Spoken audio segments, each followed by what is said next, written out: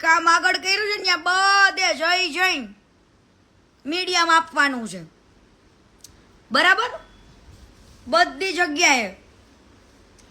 એટલે ઘણી બધી એવી જગ્યા છે. માતૃશક્તિ સોસાયટી, માતૃશક્તિ સોસાયટી કોને જોઈ છે સુરતમાં?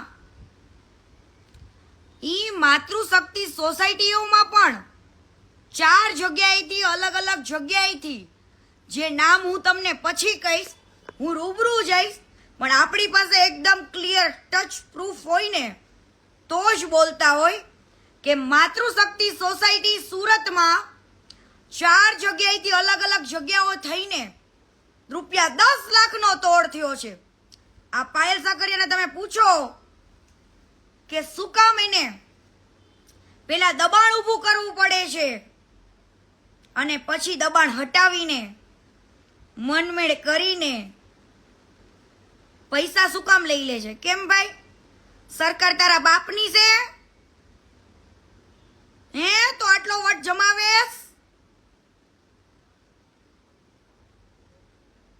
પાયલ સાકરિયા, તને જ પૂછું છું અને હું તને ચેલેન્જ આપું છું. આજે લાઈવ ની અંદર પાયલ સાકરિયાને હું ચેલેન્જ આપું છું કે હું જેટલા એવિડન્સ ને પ્રૂફ લઈને બેઠી છું, ઈ પ્રૂફમાં તું રૂબરૂ આય, હું ખોટી હોય તો. અને જો કીર્તિ પટેલ સત્ય નીકળે ને તો રાજીનામું આપી દઈશ ને? હે પાયલ સાકરિયા, જો કીર્તિ પટેલ ખોટી નીકળે તો રાજીનામું આપી દઈશ ને? ઈ બધા જ વ્યક્તિઓના નામ આવશે જે બીજી પાર્ટીના હોવા છતાં પણ આ પાયલ સાકરિયાને સપોર્ટ આપે છે ને, ઈ બધાના નામ આવશે. ઈ ઓફિસોના, ફાર્મના, બધી જ જગ્યાઓના. અને પહેલી પ્રથમ વાત તો તમારે એક તો ભાજપનું ખરાબય બોલવું છે, હે, અને હારે બેસીને લાવોય લેવો છે એમ. આ વળી કયો મેળ? પણ વેઇટ એન્ડ વોચ બટા. પાયલ સાકરિયા, પાપના ઘડા બધાના ભરાય. એમ તારો કૂતરા વાહે તો ને મારા ભાઈબંધ વાહે એમ તારો ભરાઈ ગયો પાપનો ઘડો. હવે પાયલ સાકરિયા એક નહીં, પાયલ સાકરિયાએ તો ધોમ રૂપિયા લઈ લીધો. અને પાયલ સાકરિયા જ્યારે કોર્પોરેટરમાં ચૂંટાણી તી વખતે આ બેન કેટલો ટેક્સ ભરતા હતા, એના મમ્મી, પપ્પા, ભાઈ બધાનું લઈ લો. અને હવે કેટલો ટેક્સ ભરે છે ઈ ચેક કરાવો. એવી જ રીતના રચના હીરપરા અને બધીયુંનું લઈ લ્યો. હાલો, રોકડે એમ પૈસા નો આવે 3 વર્ષમાં. અહીંયા જિંદગી ઘસાઈ ગઈ. હે, બીજી વસ્તુ, પાયલ સાકરિયાના પપ્પા આ બધા જ ગેરકાયદેસર જે કામ ધંધા રહ્યા ને પાયલ સાકરિયાના, એનો ભાઈ ને એના બાપા બધું હેન્ડલિંગ કરે છે. હે, અને કયા આજે તમે માની લ્યો કે આ જ વ્યક્તિઓ ભાજપના પોસ્ટરો બનાવશે, ખરાબ બોલશે અને પછી જરૂર પડે તો ભાજપની ઓફિસે જ જોવા મળશે. એટલે હવે આ પાયલબેન જેટલી બધી જગ્યાએ તમે કર્યું છે ને એને હું રૂબરૂ પણ આવીશ, રૂબરૂ પણ જવાબ પબ્લિક થકી માંગીશ કે તમે બેન અહીંયા ડિમોલેશન કરવાના હતા ને. સુમન સ્કૂલ 18 નંબરની જે છે ને એમની આગળ નેરવાડા રોડે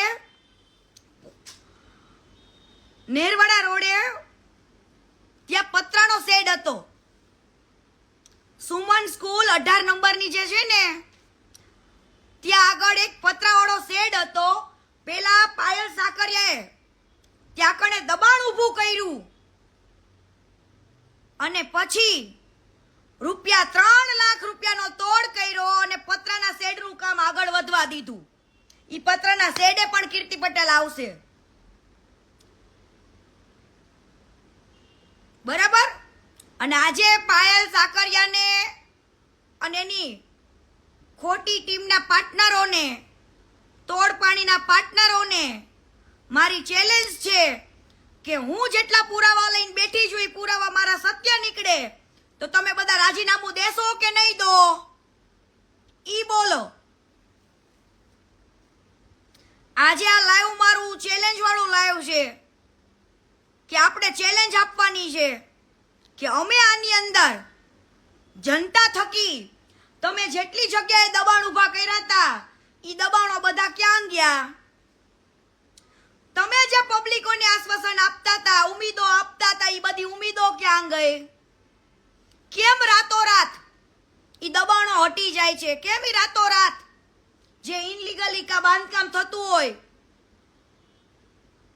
ઈ બાંધકામ થવા લાગે છે? નારાયણનગર સોસાયટીના જે ઉપપ્રમુખ છે એમનું ઘર પહેલેથી રોડની અંદર જ હતું. એમનું ઘર પહેલેથી અંદર જ હતું. ફરીવાર બોલું, નારાયણનગર સોસાયટીના ઉપપ્રમુખ કિશોરભાઈ પીપળિયા, કિશોરભાઈ પીપળિયાનું મકાન રોડની અંદરની સાઈડે જ હતું.